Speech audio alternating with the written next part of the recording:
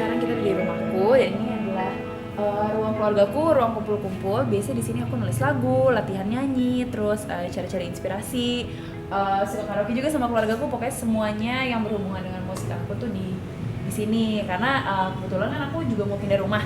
Jadi aku belum ada studio di sini. Nanti di rumahku yang baru bakal ada studio dan di situ tempat aku bisa rekaman sendiri, bisa bikin musik sendiri juga di situ. Jadi in the meantime sekarang sih semuanya terjadi di sini. Jadi kalau di ruangannya ada pianonya. Ini pianonya di sini biasa seluruh keluarga aku kebetulan bisa main musik. Jadi kita suka kalau pagi-pagi papaku main musik di sini, main piano, terus aku nyanyi juga. Jadi semua berhubungan musik di sini. Nah biasanya di kursi ini aku suka ngobrol-ngobrol sama mamaku kalau pagi-pagi sebelum dia berangkat kantor, sebelum aku berangkat kuliah, dan biasanya papaku olahraga terus aku sama mamaku ngobrol-ngobrol di sini gitu, just sharing, ngomongin kegiatan kita sehari-hari karena aku nggak terlalu sering ketemu mamaku juga kalau lagi hari-hari karena dia kerja, aku banyak kegiatan, jadi kita ketemunya kalau nggak pagi-pagi ya sore-sore atau malam-malam setelah semua kegiatan aku.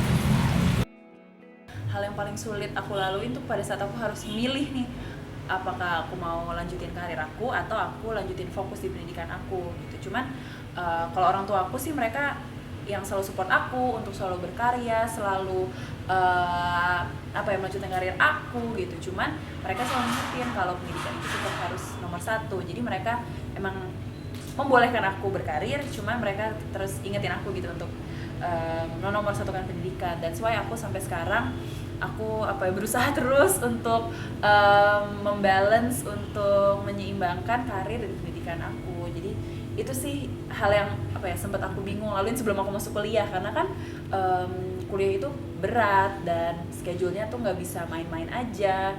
Terus even though it's lebih fleksibel timingnya, cuman kan I know pelajaran-pelajarannya masih lebih susah dan itu pilihan juga. Jadi menurut aku itu sih yang paling sulit. Dan sampai sekarang aku masih berusaha juga supaya aku bisa membalance dua-duanya, bisa berjalan dengan seimbang.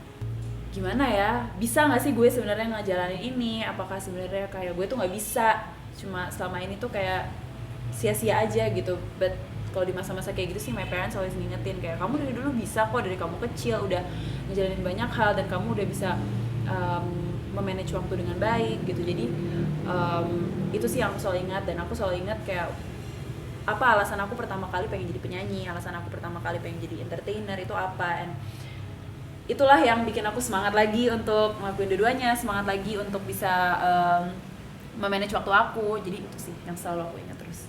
Emang kita selama jadi girl band itu we spend the time tuh hampir setiap hari, hampir 24 jam sehari bareng-bareng gitu, karena kegiatan kita emang banyak banget, schedule-nya pack banget.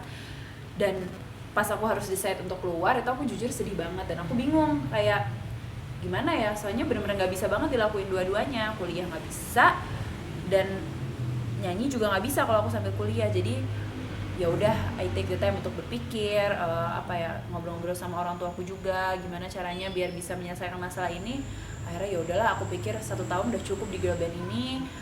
Aku udah banyak experience, I have a new family, dan aku juga mikir kalau gue keluar dari girl band ini nggak berarti harus putus tali silaturahmi dengan yang lain kan, harus putus tali pertemanan. So I guess ya udahlah, emang sekolah tuh nggak bisa dikorbanin.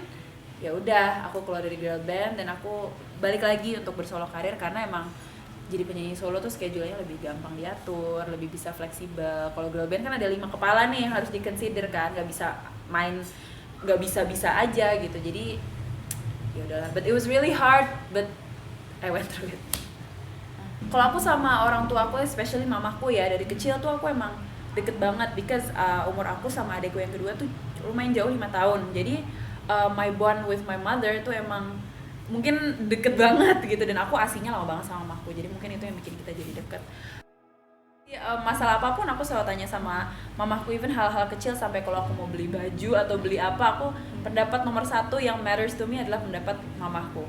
Kalau dia nggak suka ya udah aku nggak akan beli, tapi kalau dia suka oke, itu gue akan beli pasti.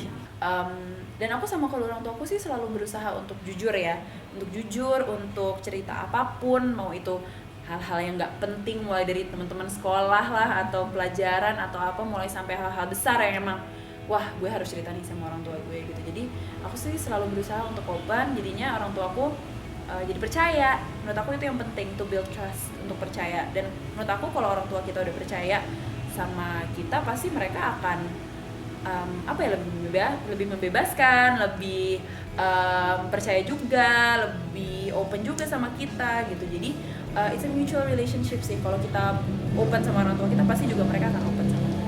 So I guess itu yang bisa dimulai untuk relationship yang lebih baik sih sama orang